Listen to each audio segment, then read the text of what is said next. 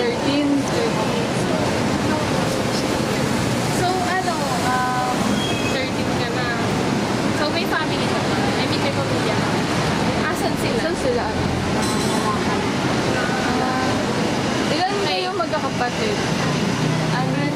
So, siya, Ano yung pinakabunso? Ano pangalan niya? siya, kapatid niya. Josara. Sola. Solar. Solar. So,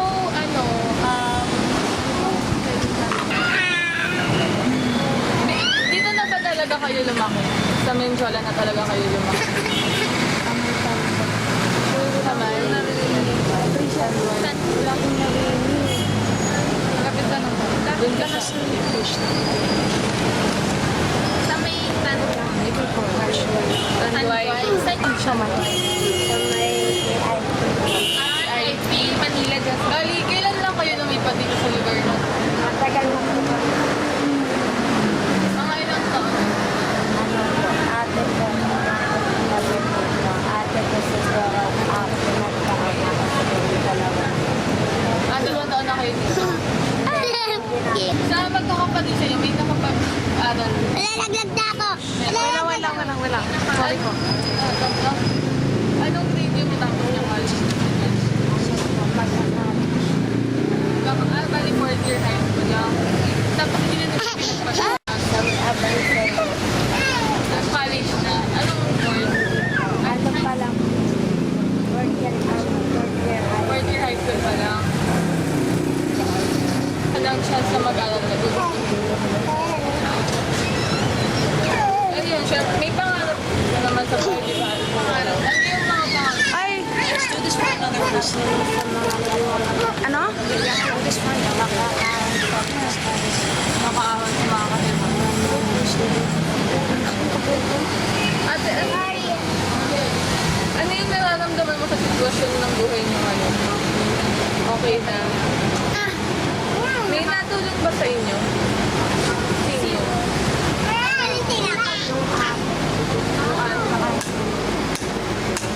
Gano'n nakatanda yung ate mo? Ilan taon? 15 anak. Ano naman yung mga nagtutulong nila sa inyo?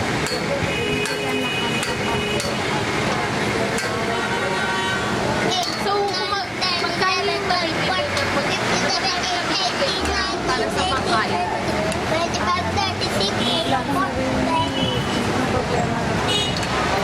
Ate, patingin kasi ako eh. Yan, ako.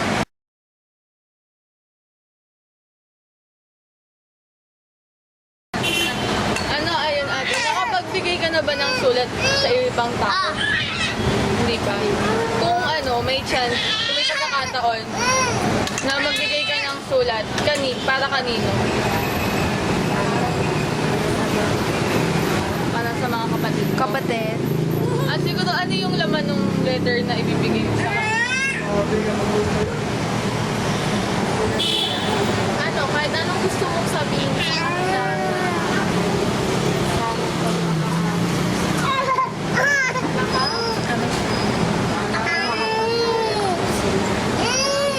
Sila katulad niya.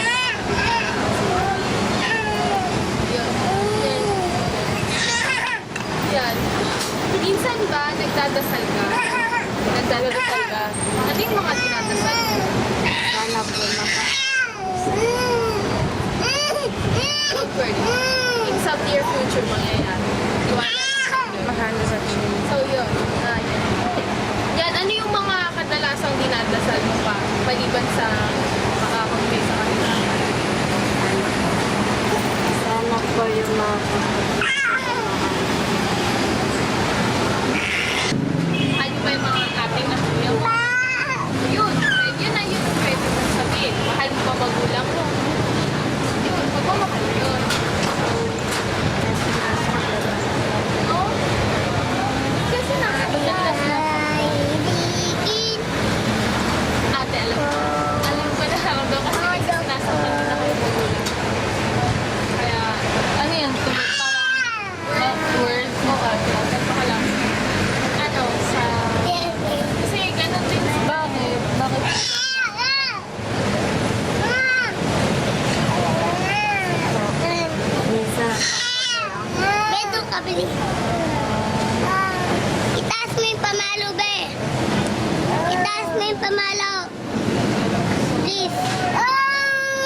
sa ganyang sitwasyon niyo sa buhay, parang nasasabi mo ba na mahal ka pa ng Diyos? Nasasabi mo na mahal ka ng Diyos? Isa pa.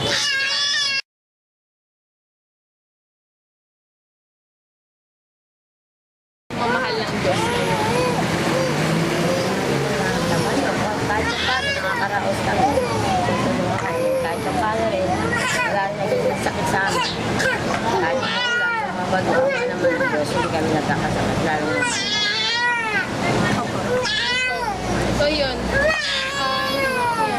Yung mga problema, kung ano po ba yung mga problema nyo, kunwari, nagkaroon kayo ng problema, ano po ba yung Mabigat namin problema sa ngayon. Nalipat kami sa province. Nalipat kami, na-demolish kami sa may tabing ilog. Kaya na-transfer kami sa may, sa may sapang pa, sa may gaya-gaya. Kaso lang, ang hirap ng tabi ng doon. Kasi kung ulit kami, sa pamasahe lang, talo na sa pati sa pagkain. Saka wala pong pating trabaho doon. Kaya pumilit kami na bumalik ko dito. Nakasaan mo na anak ko. paano nyo po, paano kayo nakaka-cope up o paano nyo na, Nakarecover. oo, parang gano'n. Walang Diyos, nakaka-recover kami sa kwarto kita ng asawa ko sa sidecar. Katrabaho siya ng sidecar. Isa meron, isa wala. Kami sa medyo. Usually po, magkano po yung kinikita ng asawa? Pinakamababakita niya na 300 kasama na bawal. Kasi matumal. Kasi meron na nga mga kotse ngayon, tsaka jeep, na matumal. Ito po ba, ito yung isang question, nananampalataya po ba kayo sa Diyos? Kayo na si God, matutulungan po kayo kahit ganyan lang. Hindi wala naman kami. May araw na nakakatulong. Kasi hindi naman niya lahat kaya. Kasi napupunan natin. Ayan, minsan po ba sa buhay nyo, na-experience nyo na po ba na matulungan kayo o parang tutulungan kayo na inaalagaan po kayo? Minsan ba na? Nakaranas din ako nung kasakit ng buda ko na 7 months na coma yan. Nakoma to siya. Parang isang himala na ginawa ng Panginoon sa kanya. Ginawa yun siya. Kasi bandang huli nun, una po coma to siya, pinasok ko sa school, sa hospital. Bandang huli ng kalagitnaan ng buwan, naging na siya po. Ilang taon po siya? 7 months. 7 months lang. Yan. Ano po napapakita yung pananampalataya sa Diyos? Pag nagpupunta na lang ako sa Panginoon, magsisimba every Sunday, St. Lucian, Thursday. Ito kami lagi. Titigan ng simpagitan, mga anak ko, awa na Diyos.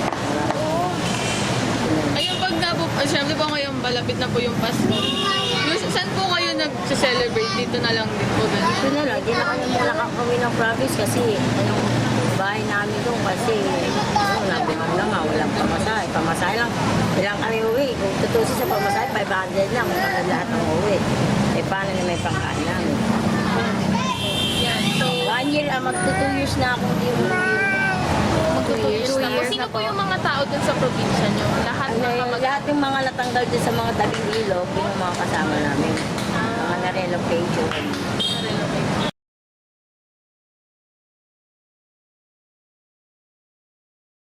Yan. Naniniwala po ba kayo na si Jesus Christ, yung anak nga po ni Lord at ni Lord God, na parang babalik po siya dito sa lupa natin at matutulungan tayong lahat? Parang gano'n. Paniniwala. Yun. So, minsan po Parang nakapagbasa pabahay. Pabahay. So, minsan po ba nakapagbasa na kayo ng Bible? Meron ng anak ko, yan, maano sa Bible. Saan po? Sa may physical nga, taka to sinasama niya. Sa mga Bible reading po sa inyo. Sunday, every Sunday. Every Sunday. Sa may physical ata.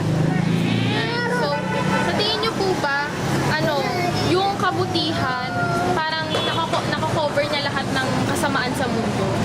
Hindi naman siguro. Hindi na. Kasi, syempre, meron pa rin masama sa mundo. Meron masama, meron wala. Meron naman di mabuti, meron naman. Minsan naman, may nagbibigay, minsan wala.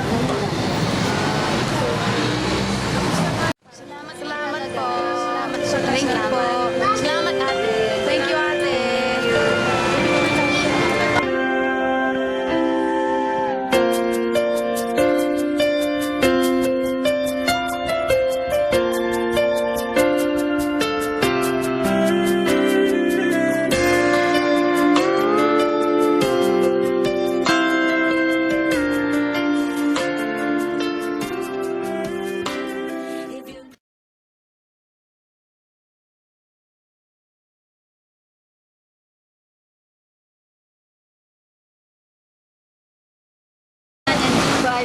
this small one. Ate ko po sa social media. Ate ko. Sobrang... Pamilya ka po ba ngayon? Ayan, pamilya ko. Pamilya niya ang mga kilig? Ay, yan ako. Pusa at saka puting. So, Pusa at puting. bale, mag-isa na lang po kayo ngayon na tao lang. Mga relatives ko nasa probinsya. Nasa probinsya. Alam po ba nila na ganyan yung kalagayan nyo ngayon? Hindi naman ako sumusulat sa kanila. Okay po. Ano po yung ginagawa mong trabaho para mabuhay ka o ano? Asans na. Friends lang. Yan. Sa lugar na po ito, ito talaga ng mga Baywalk. Ano po, gano'n na po kayo katagal dito sa Tatlong taon na ako dito. 3 taon na po. Yan. Nakapag-aral ka na po ba? Kung nag-stop ka, bakit ka po nag-stop? Pero kung nakapag-aral ka po, ano po? Konti lang. Konti lang. Hanggang anong... Hanggang elementary lang ako. Mahirap lang po kami. I just came from hard family. Oh, And then okay. money, can afford to To study. study, Okay. finish the studies. That's why I just came here in Manila Na hinahope nyo po na na makapag-aral sana ng kung merong libre ba. nararamdaman nyo sa sitwasyon nyo. Masaya naman pagka nakakaraos lang din. Kahit pa paano. Wala pa. Yung mga estudyante, tapos na yun eh. Na-interview sa akin. Paano po kayo? Paano po kayo nakaka-recover? Ayan, katulad yan. Mayroon ako na massage kagabi. Dalawa. 200 rin yun. Half body kasi 100. Tapos Dalawa po. bali 200 lang yung kinita ko kagabi. Tapos ngayong umaga, 2 tao pa rin. Hindi ko half body. 200 pa rin. Ayun, nakabila ko pagkain.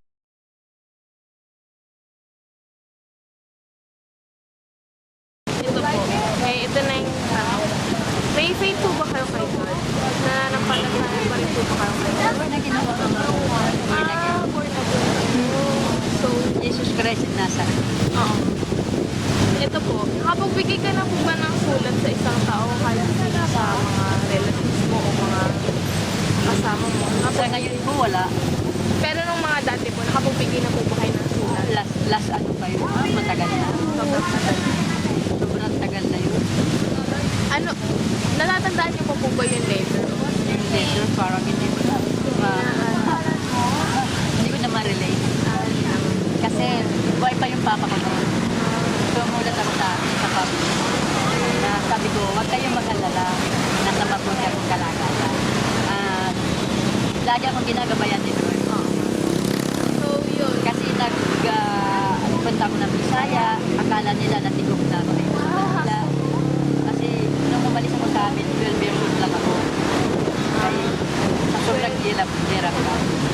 Yung pinakaampo naman sa akin na pinaaral ako ng yung lagong bahala, hindi ko rin naman natakot kasi hindi ko rin alam na hindi ako makakatagal sa malamig na kwento na lugar. Hindi ko pa alam. Kaya balik ako rito sa Manila. Baywalk. Yan po. Nagdarasal ka po ba? Nagdarasal. Aba, syempre naman.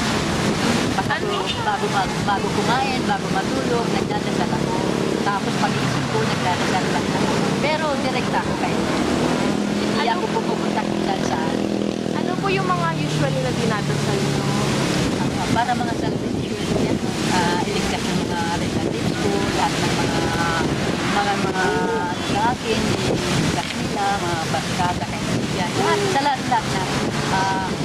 Sana lumaki pa yung mundo natin, wala nang gira-gira. Tumagay pa ang ating mga haba ng buhay. Yun lang.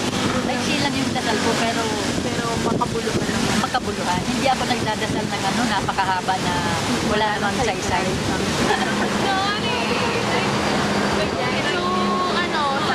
sa ganito pong sitwasyon niyo sa buhay niyo, masasabi niyo pa rin po ba na mahal niya at mahal kayo ng Diyos? Ako hindi naman. Hindi naman ako niya bubuhayin siguro kung hindi niya ako mahal. Binigyan niya ako ng buhay hanggang ngayon matanda na ako. Buhay talaga. Nakabinigyan din po kayo ng mga yun, nagbabasa po ba kayo ng Bible? May Bible ako. May Bible. Hindi, okay lang. Namaya pa ako. Oo, pag alam na angel room po. Ayan. Kung sakali pong yumaman kayo, ano po yung gagawin? Siguro na hindi na ako mahal. Kaya ako na wala.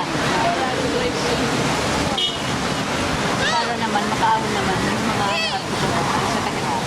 Marami kasi kami na magkakapatid. Meron pa ako sa Bisaya na kapatid hanggang ngayon hindi ko na nakikita. Kasi wala na kami communication. Pakalayo kasi.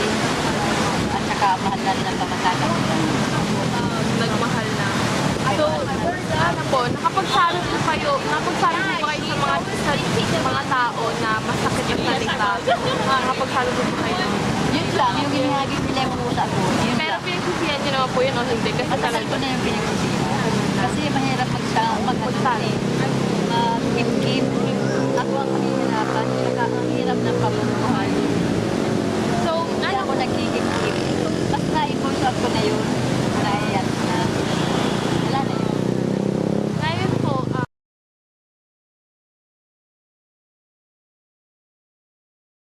naniniwala po ba kayo sa heaven at hell? At sa may heaven at hell? Oo naman. Paano niyo masasabing naniniwala ka? Kasi last month kasi na naginip ako. Ang napanaginipan ko ay para ako naging langgam. Tumatuloy ako sa alambre. Ang laki-laki ko tuloy ako sa alambre. Para akong langgam. Napaka ako nalaglag dun sa kumano na yun. Parang kumunoy na. Kumunay na nilalamon po kayo. Umaapoy ba? Malapit na ako mag-ulat. Isang kamay ko na nakalambitin. Eh ngayon, mapapagod na ako.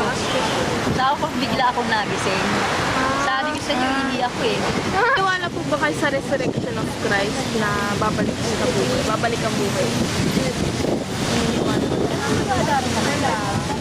Kasi, sabi sa Biblia na, mayroon daw na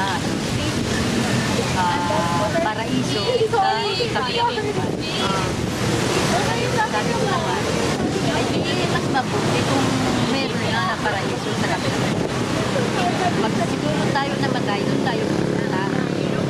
Just in case na wala tayong kasalanan. Pero kung mayroon akong kasalanan, ay doon ako sa yung umaapoy na kumunoy na yun.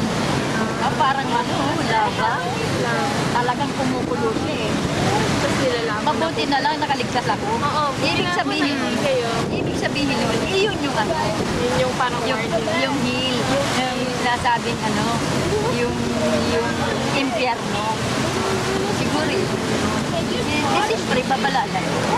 Kaya, kailangan maniwala na ako. So, naniniwala po ba kayo sa end of the world o apocalypse sinasabi nila? Nabasa ko kasi, Basta niyo po, binasa ko na yung isa Bible. sa Revelations po, yun. Yun nga, maniniwala po ba talaga kayo na mangyayari yun sometime? Talagang mangyayari, sabi na. Bakit niyo po nasa? Kasi yung mismong pastor, matanda na yun. Sabi na talagang magkakaroon tayo ng panibago. At ang iaano ni Lord ay yung mga panibago. Yung mga walang mga kasalanan, yung mga mamayani doon sa paraiso. Dahil lahat ng mga marunong ay nangyayari. Sa lahat ng sa lahat ng kabutihan, sakop niya lahat ng kasamaan. Hindi naman. Pero may pagbabago rin siya eh. Diba? Meron pa kasi ako nabasa na, ewan ko kung ano yung Cain at saka yung isa, yung Cain at magkapatid. Abel. Opo, Oo, Cain at Abel. yung isa, ingitero. Opo, kaya hindi siya Pinatay niya yung pinagpala. isa, yung mabait. Kapatid niya. Oo, pinatay niya. Nakaya niyang patayin kapatid niya. Kaya nga.